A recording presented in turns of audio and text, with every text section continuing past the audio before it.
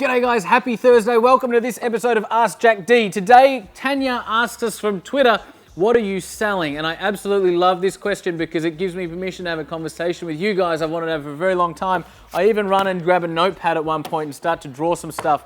This is a really profound episode. Watch it until the very, very end. I'll see you there. From the sky with the light of day in me and grew my own wings so the pilot came with me. I'm here doing God's work on a mission.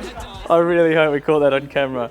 That sounded all kinds of wrong, but yet so right. Every time. Alrighty. Episode 41. How are we, crew? Fantastic. How you doing, Rosie? Doing really well. A beautiful Thursday it is today. Episode 41 of Ask Jack D. Thank you for joining us. Today we're taking a question from the Twitter floor from Tanya Sasik, who says, what are you selling? I've been talking to the crew about this question for a couple of days now because I absolutely love this question, Tanya. So much so that the crew are actually pumped to hear the response because I've been so excited about answering it. I'm really passionate about this. It's really important that as entrepreneurs, we do not buy into the bullshit that we are selling a product or a service. In fact, what we are selling or what we should be selling should be so much more than that, right?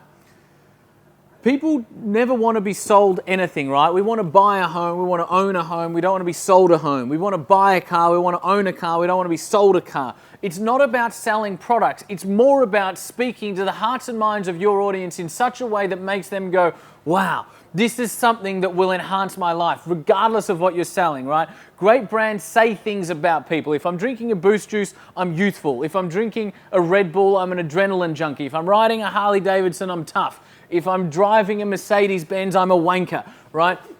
Great brands say things about people. It was Steve Jobs that said, I'm just going to draw some shit. It was Steve Jobs that said, marketing is values. Marketing is values, right? And so in any sales conversation, I believe we need to understand our customer better than they understand themselves. And I don't mean, female between 35 and 55 drives this car, works this many hours. That used to cut it, right? In terms of like knowing the demographics of your audience used to be enough, probably 20 or 30 years ago. Today it doesn't. Today you need to know more about your customer than they know about themselves. And I'm not exaggerating when I say that. You need to know more about your customer than they know about themselves. I always use a model when it comes to thinking about customers, and I'll bring it up in a second. Let me just draw it first. Firstly, we've got a quadrant model here. We've got immediate and then we've got future. What do they want right now? What do they want in the future? Over on the left, we've got the negatives. Over on the right, we've got the positives. So what's the immediate negative they're looking to get rid of? What's the future negative they're looking to avoid? What's the immediate positive they're looking to gain? What's the future positive they're looking to attain?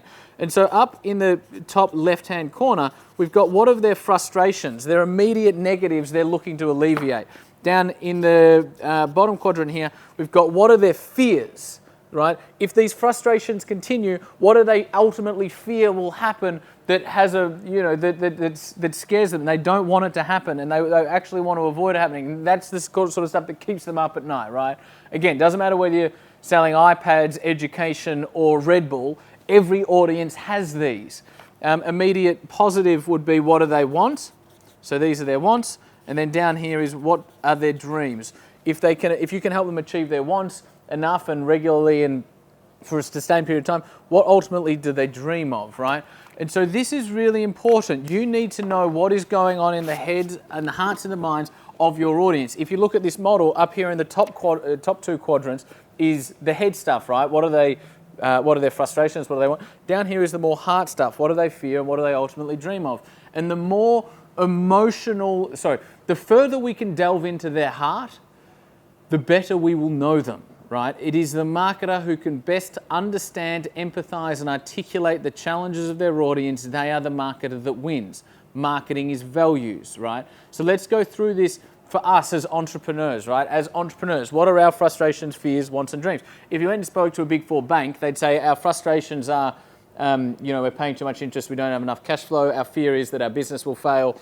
We want better rates and better financial products, and we dream of having a financially successful business, right? If you went and spoke to a Big Four bank, that is the level of understanding they would have in terms of the hearts and souls of their audience. Let's get into it, right? How would we articulate this as entrepreneurs? Firstly, our frustrations. Our frustrations is that we don't have a roadmap. Our frustration is that we're not progressing as fast as we would have hoped. Our frustrations are that we went into business because we wanted a vehicle to self-actualize and to demonstrate and to add value and to contribute back to the world. And in the early days, let's say the first 3 to 5 years, we're not doing that to the degree that we might want. Our frustration is that we can't sleep at night a lot of the time, particularly in the early days. Our frustration is that it seems there's a lot of other businesses moving a lot faster than us and we're not keeping up in our view, right? Our frustration is that we don't have a lot of cash flow and we need more time, we need more cash flow, and everything that we're doing is so intrinsically tied to who we are. It's like our business is almost an extension of ourselves, and therefore when it's not succeeding to the level that we thought it might, we start to get down on ourselves and our self-confidence actually takes a knock. Our ultimate fear, yes, is that the business fails, but it's so much more than that. Our ultimate fear as real entrepreneurs, anybody that's serious about this game of business, none of this is true, by the way, it's just what we fear. Our ultimate fear is that if the business fails, it means that we weren't enough. If the business fails, it means that we weren't good enough.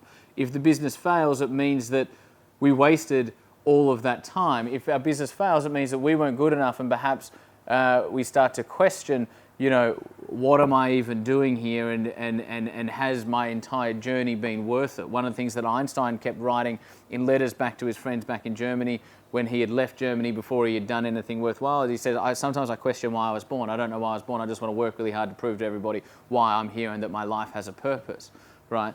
That's what we fear as business owners, is that if our business fails, not true, but we fear it sometimes, that are we worth being here, right? Some of us. What do we want? We want a roadmap. We want a little bit of freedom. We want choice. We want the ability to contribute. We want the ability to lead. We want the ability to inspire. We want the ability to progress. We want the ability to do meaningful work. And ultimately, what do we dream of?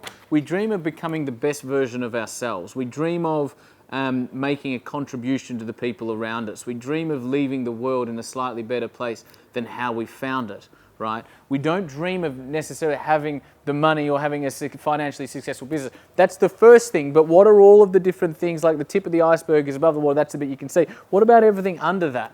We dream of getting to a point where we can look back at our lives and ultimately say, it was worth it, I mattered, the journey mattered, and I helped and I touched the lives of people around me because I know that my fingerprints never fade from the lives that I touch. We dream of leaving a legacy, right? We dream of climbing the mountain, getting to the summit, arriving gracefully with our friends, with our family, with our heart, with our mind still intact and richer than ever before, not financially, but emotionally and spiritually, and saying, I did it and it mattered, right? That's what goes on in the hearts and minds of an entrepreneur. So in any education business, I think what educators all over the world need to realize is that when people enroll in our programs, they are buying the person they dream of becoming. They're not buying a program, they're not buying a process, they're not even buying education. They're buying the person they dream of becoming. That's what I'm selling. Really good question, Tanya. Thank you for asking. 'Cause I'm lighting up the stars. You know I'm